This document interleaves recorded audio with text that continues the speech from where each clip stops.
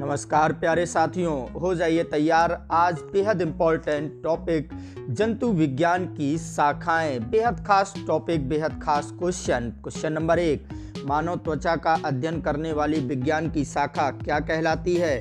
याद रखिएगा, मानव त्वचा का अध्ययन करने वाली विज्ञान की शाखा डेर्मेटोलॉजी कहलाती है। अस्थियों का अध्ययन विज्ञान की किस शाखा के अंदर किया जाता है? अस्थियों का अध्ययन विज्ञान की किस शाखा के अंदर किया जाता है? ऑस्टियोलॉजी। ऑस्टियोलॉजी क्या कहते हैं? ऑस्टियोलॉजी। इन सभी प्रश्नों को अच्छे से याद करिएगा जो आपके एग्जाम के लिए बेहद खास और बेहद इम्पोर्टेंट होने वाले हैं।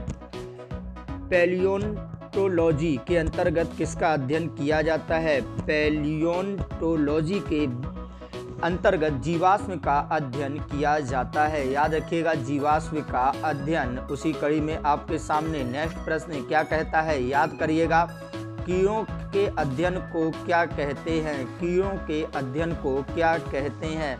बेहद खास क्वेश्चन, एंटोमोलॉजी। एंटोमोलॉजी। इन सभी प्रश्नों को याद करते रहिए।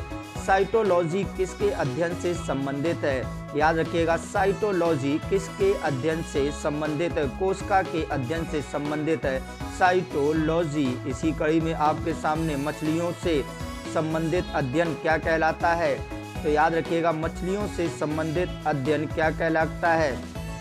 इक्थियोलॉजी। इक्थियोलॉजी कहलाता है मछलियों का अध्ययन। हिस्टोलॉजी किससे संबंधित है? याद रखिएगा, हिस्टोलॉजी किससे संबंधित है? ऊतक से संबंधित है हिस्टोलॉजी। उसी कड़ी में आपके सामने बेहद इंपॉर्टेंट नेक्स्ट क्वेश्चन, घाव का अध्ययन क्या कहलाता है? याद रखिएगा, घाव का अध्ययन क्या कहलाता है? बेहद खास क्वेश्चन, ट्रोमेटोलॉजी।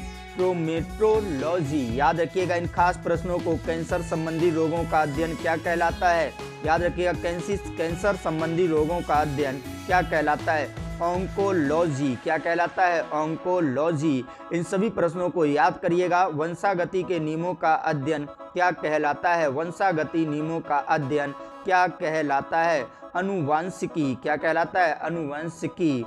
उसी कड़ी में नेक्स्ट प्रश्न आपके सामने, उस विज्ञान को जो अनुवांशिकता के नियमों द्वारा मानव जाति की उन्नति का अध्ययन करता है क्या कहलाता है? यूजेनिक्स। क्या कहलाता है?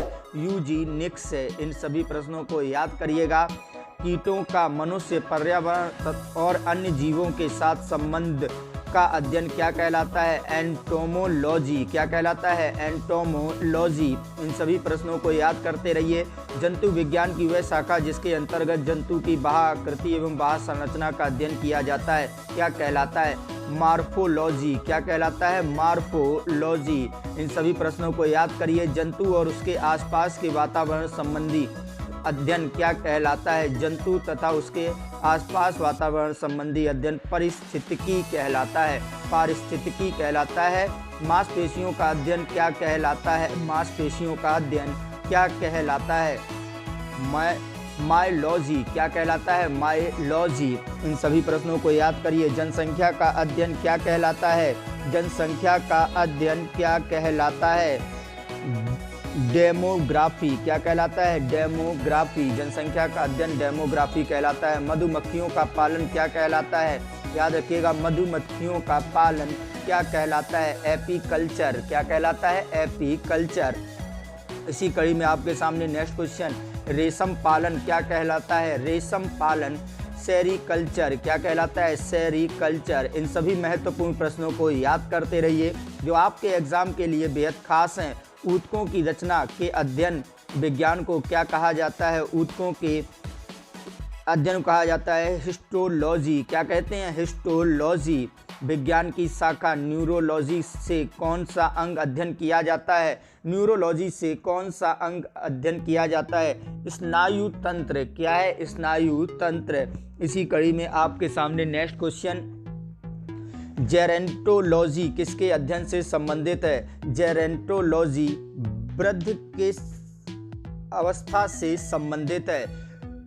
पीडियाट्रिक्स किसके अध्ययन से संबंधित है? पीडियाट्रिक्स किसके अध्ययन से संबंधित है? याद रखिएगा, शिशु रोग से संबंधित है पीडियाट्रिक्स। उसी कड़ी में आपके सामने ऑन्कोलॉजी किसका अध्ययन है? ऑन्कोलॉजी किसका अध्ययन है? याद रखिएगा, ऑन्कोलॉजी किसका अध्ययन है? कैंसर का अध्ययन कहलाता है ऑन्कोलॉजी। उसी कड़ी में जेनेटिक्स का अध्ययन किया जाता है। जेनेटिक में किसका अध्ययन किया जाता है?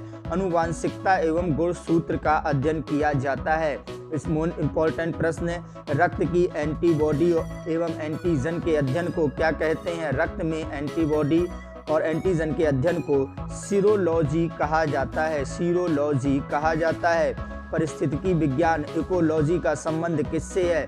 इकोलॉजी का संबंध किससे है? शरीर संरचना एवं वातावरण से संबंधित है इकोलॉजी।